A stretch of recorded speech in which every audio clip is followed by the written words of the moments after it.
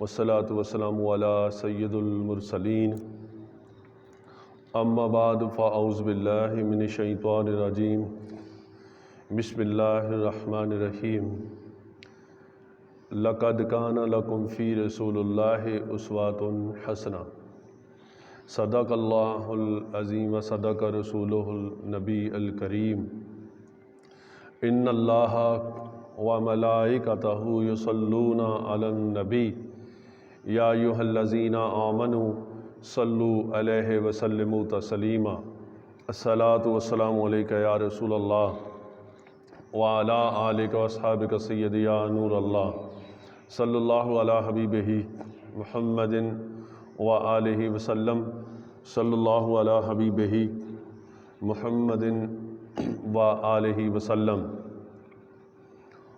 اللہ تبارک و تعالیٰ کی ذات پاک کے لیے تمام حمداں ثناواں اور اس کے حبیب کبریا سید المرسلین خاتم النبیین احمد مختار صلی اللہ تعالیٰ علیہ وآلہ وسلم آپ کی بارگاہ اقدس میں درود و سلام کا نذرانہ پیش کرنے کے بعد تمام سامعین کرام،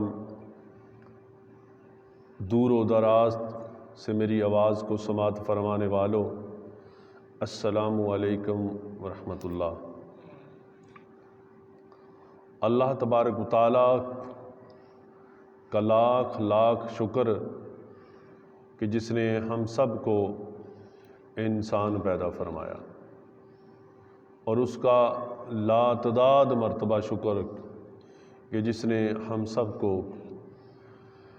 اشرف المخلوقات پیدا فرمایا، اور اس کا لاتعداد مرتبہ شکر کہ جس نے ہم سب کو مسلمان پیدا فرمایا، اور اس کا لاتعداد مرتبہ شکر کہ جس نے ہمیں اپنے حبیب، اپنے محبوب، رب نے اپنے محبوب کی امت میں پیدا فرمایا۔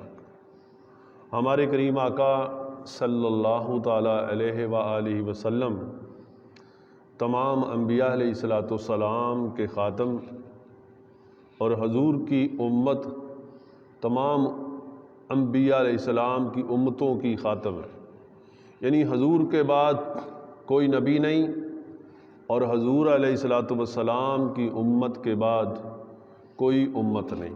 اب قیامت تک نبی آخر زمان صلی اللہ تعالی وسلم کی ہی نبوت ہے، اور نبی کریم علیہ السلام کی ہی امت ہے۔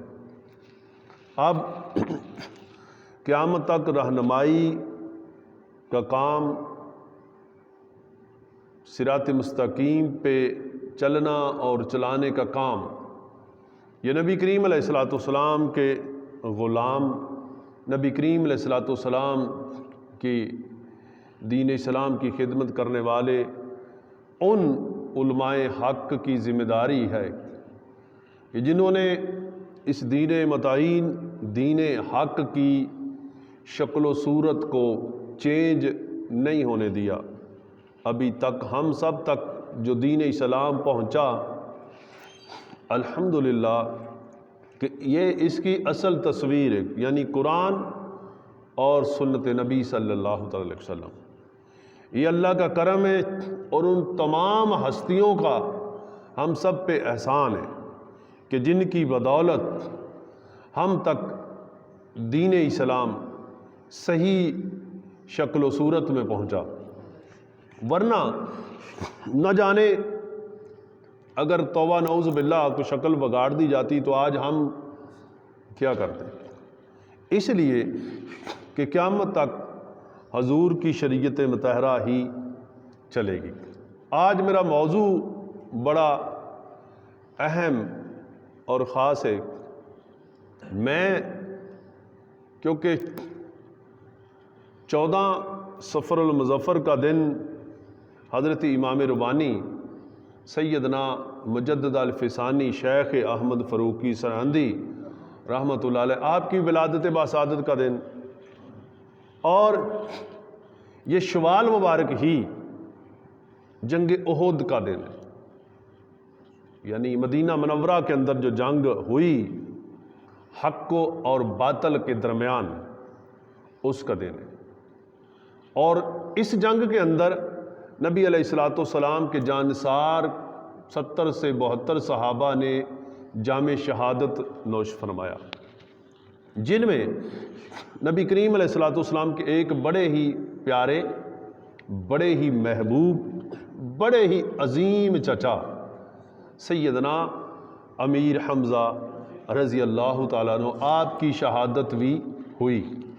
مسلمانوں، کوئی ایام بھی آپ نے منانا ہو،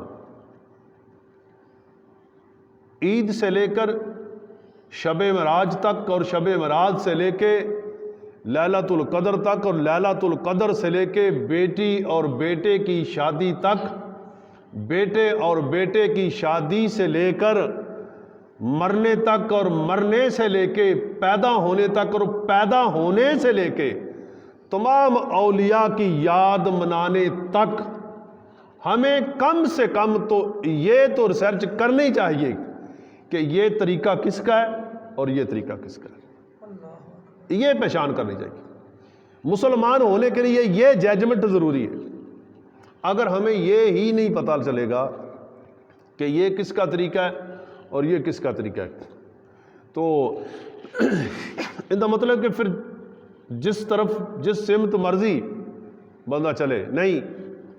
میرے دوستو، سید الشہداء حضرت سیدنا امیر حمزہ رضی اللہ عنہ نبی اکرم صلی اللہ علیہ وسلم کے بہت پیارے اور محبوب چچا ہیں۔ جنگ احد کا جو واقعہ ہے یہ میں اینڈ پہ جا کے بیان کروں گا انشاءاللہ تعالی، اور اس سے پہلے میں عرض کرتا چلوں کہ حضرت امام روانی سیدنا مجدد الفسانی رحمۃ اللہ علیہ اس دور حاضر کے اندر آپ رحمۃ اللہ علیہ نے کس طرح سے دنیا کے اندر ایک انقلاب پیدا کیا، دنیا کے اندر بڑھتی ہوئی بے حیائی کو روکا، دنیا کے اندر بڑھتی ہوئی تماش بینی کو روکا، دنیا کے اندر بڑھتی ہوئی کفر کی یلغار کو روکا، دنیا کے اندر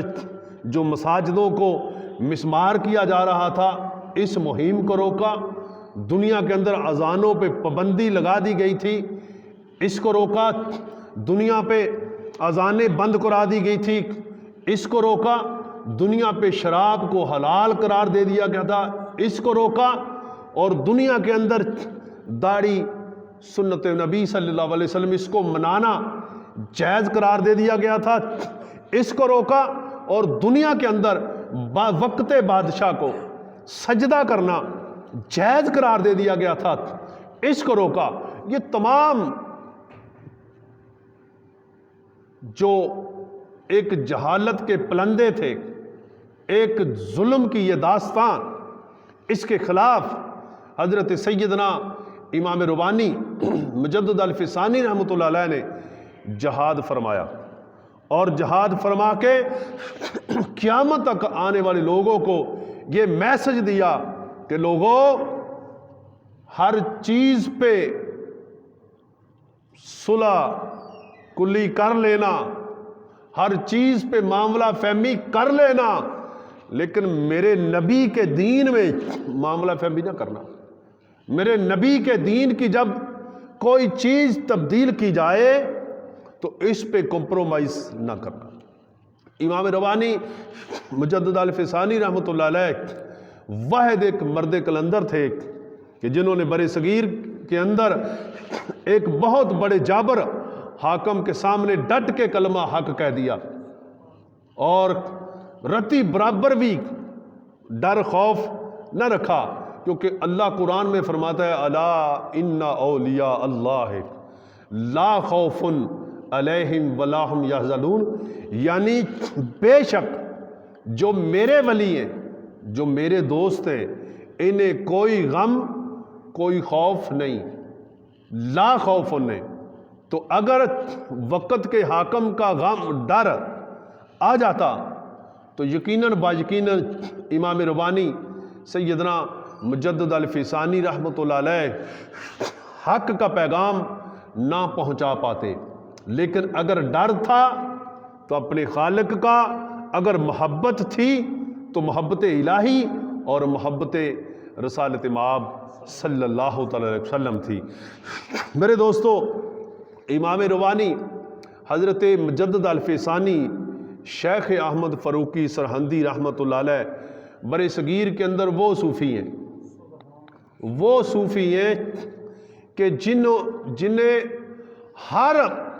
جن کی آمد سے پہلے نبی آخر زمان صلی اللہ تعالی علیہ وسلم سے لے کے حضور سیدنا غوث اعظم تک اکثر اولیاء نے آپ کی آمد کی بشارتیں دی۔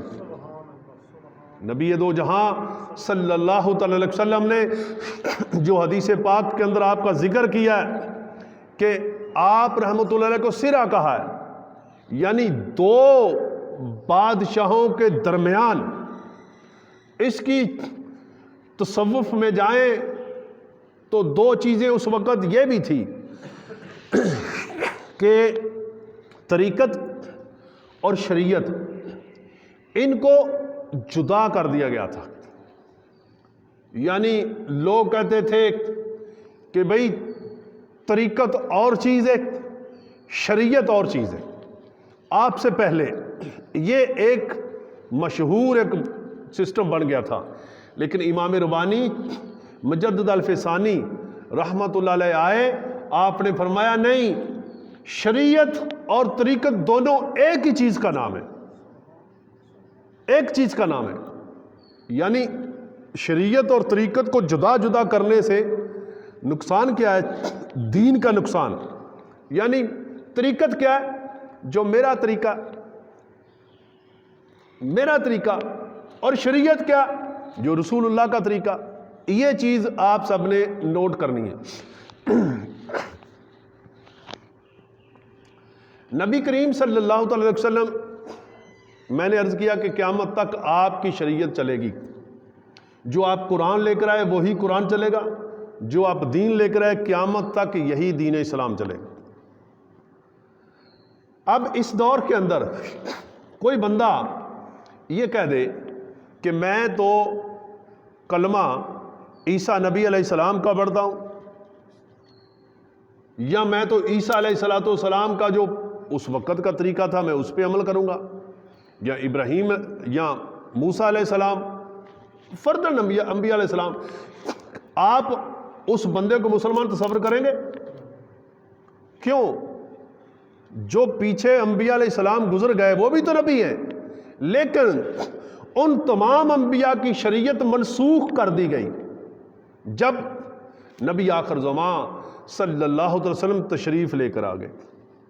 اب حضور آ گئے، حضور کے بعد دیکھیں پاکستان کی گورنمنٹ، ہماری گورنمنٹ کے اندر، ہمارے ملک کے اندر کسی دوسرے ملک کا سکہ چلے گا؟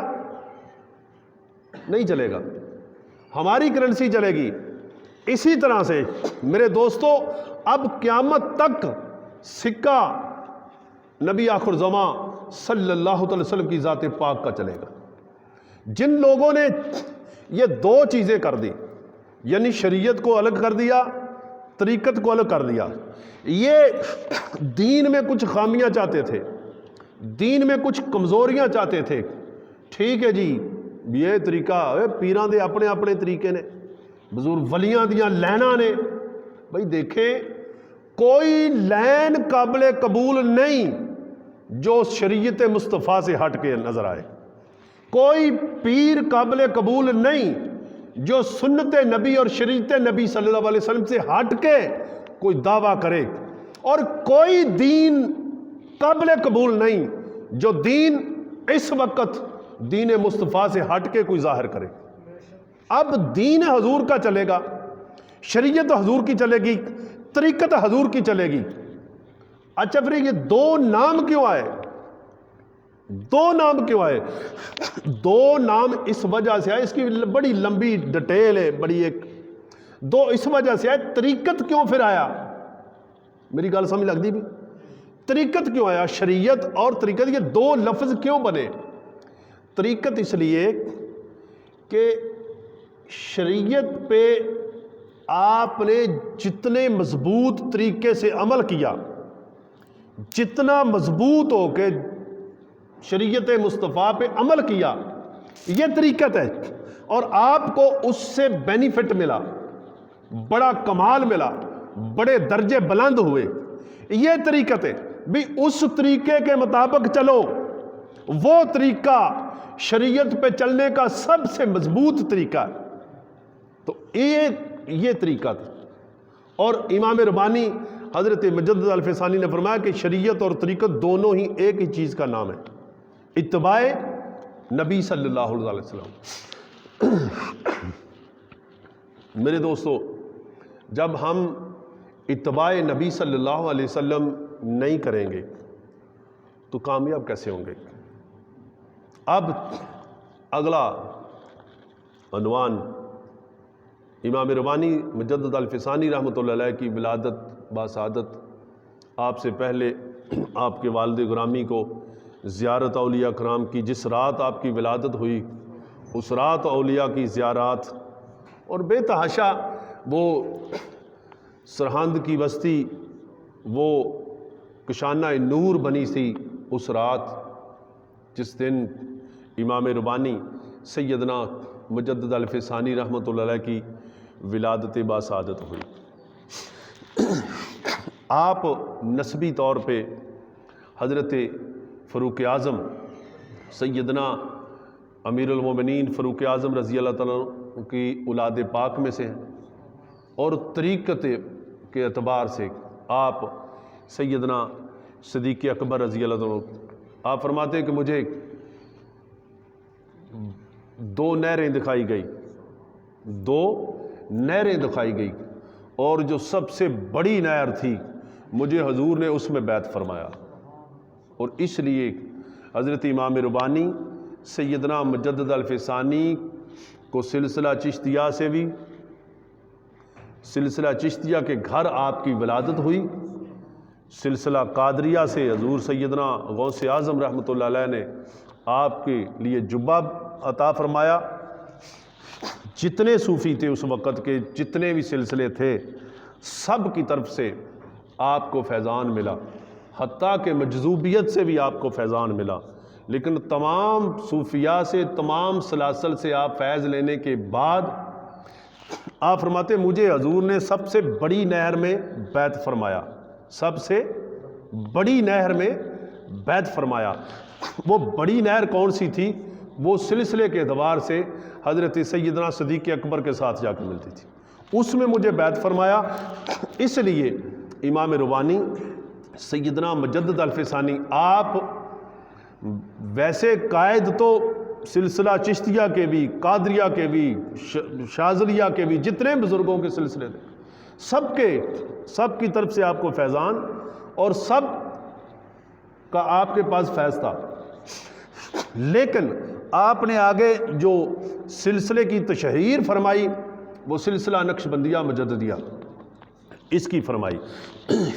اور امام ربانی سیدنا مجدد الفسانی فرماتے ہیں کہ میں اللہ کے فضل سے مجھے امید ہے کہ جو آخری امام قرب قیامت سیدنا امام مہدی علیہ السلام تشریف لے کر آئیں گے، وہ بھی میرے سلسلے میں ہی آئیں گے۔ ٹھیک ہے، یہ آپ کی عظمت ہے۔ اگلی بات قرآن پاک کی جو آیت مقدسہ میں نے تلاوت کی کہ اللہ تعالیٰ اس میں فرماتا ہے کہ سب سے خوبصورت، سب سے آسان، سب سے بیسٹ میرے نبی صلی اللہ تعالی علیہ وسلم کی زندگی مبارک ہے، میرے نبی کا طریقہ ہے۔ اب حضور کا طریقہ کتنا ضروری ہے، حضور کی سنت پہ چلنا کتنا ضروری ہے۔ ہمارے معاشرے کے اندر ہم سمجھتے ہیں بھی یار چلو کوئی بات نہیں، دیکھیں نبی کے صحابہ سے بڑھ کر تو کوئی اس دنیا کے اندر نہیں، نبی کریم علیہ الصلوۃ والسلام کے صحابہ سے بڑھ کے۔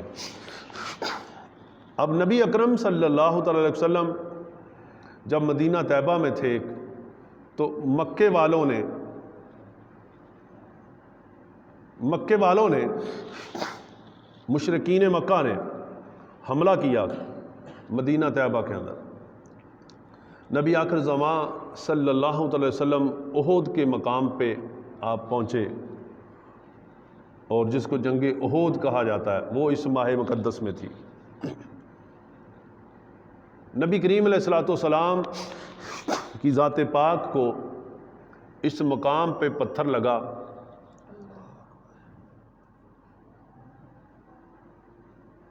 کیوں لگا؟ مکے کے جو مشرکین تھے ان کے ساتھ حضور کی کیا عداوت تھی، کس وجہ سے وہ حضور کے دشمن بنے، وہ کیا چیز تھی؟ مکے کے اندر حضور سے پہلے بڑی بڑی محفلیں ہوتی تھیں۔ اب محفلیں کس چیز کی تھی؟ رقص کی، گانے کی، مجروں کی۔ اب وہ کلام بڑے کتابوں کے اندر آج بھی درج ہیں، فحاشہ قسم کے، بے حیا قسم کے کلام لوگ پڑھتے تھے، یعنی کلام لکھ کے کلاموں کے ذریعے سے لوگوں کو جواب دیتے تھے۔ اب جب یہ سلسلہ عروج پر تھا تو اللہ تبارک و تعالیٰ کی ذات پاک نے ان کلاموں کے مد مقابل کلام جو نازل فرمایا وہ قرآن مجید ہے۔ ایک مجلس قرآن کی سجنے لگی اور ایک مجلس شیطان کی سجنے لگی۔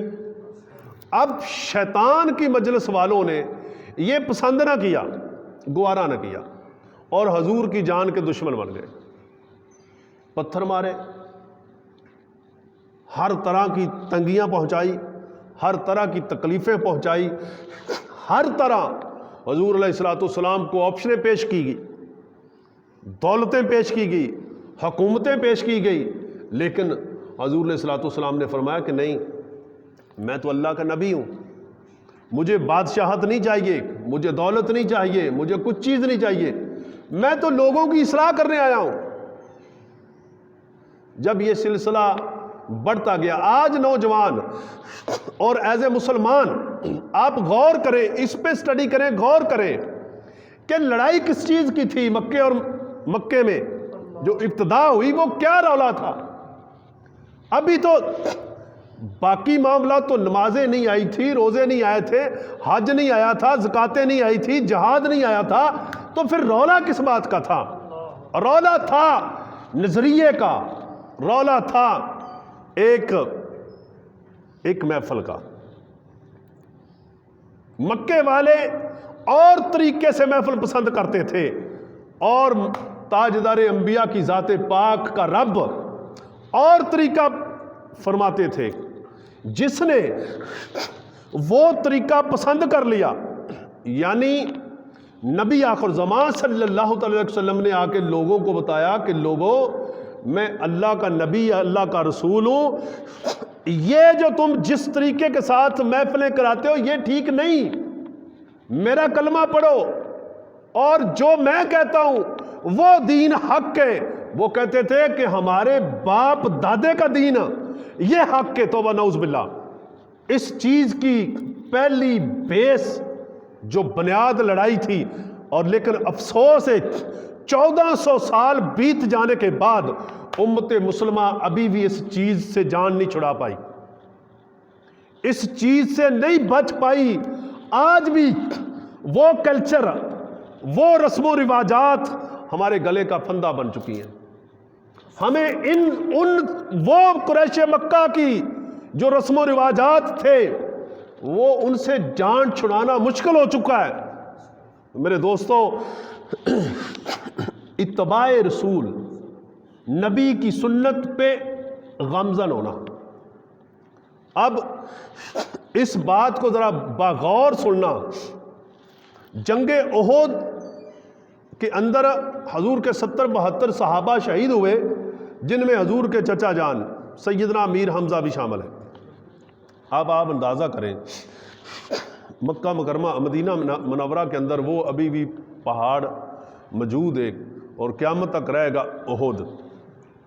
حضور فرماتے ہیں احد جنتی ہے۔ کیوں؟ حضور فرماتے ہیں احد مجھ سے محبت کرتا ہے اور میں احد سے محبت کرتا ہوں۔ احد جنتی ہے۔ حضور فرماتے ہیں جب بھی تم احد پہ جاؤ تو کچھ نہ کچھ چیز کھا لیا کرو، اگرچہ گلی سڑے گھاس ہی مل جائے تو وہ کھا لیا کرو، کیونکہ احد جنتی ہے۔ احد جنتی ہے۔ اب اندازہ کریں احد جنتی، احد سے تھوڑا سا آپ آگے وادی عقیق کی طرف جائیں، احد سے وادی عقیق کی طرف جائیں اور آپ کے دائیں طرف مدینہ منورہ کی باؤنڈری پہ ایک کالے سے رنگ کا پتھر پہاڑ نظر آئے گا، جس کے سعودیہ گورنمنٹ کے جو گورنر ہے یا ان کے بادشاہوں کی ایک بلڈنگ ہے۔ وہ پتھر کے متعلق، اس پہاڑ کے متعلق حضور نے فرمایا یہ پہاڑ جہنمی ہے، ایک جنتی ہے دوسرا جہنمی ہے۔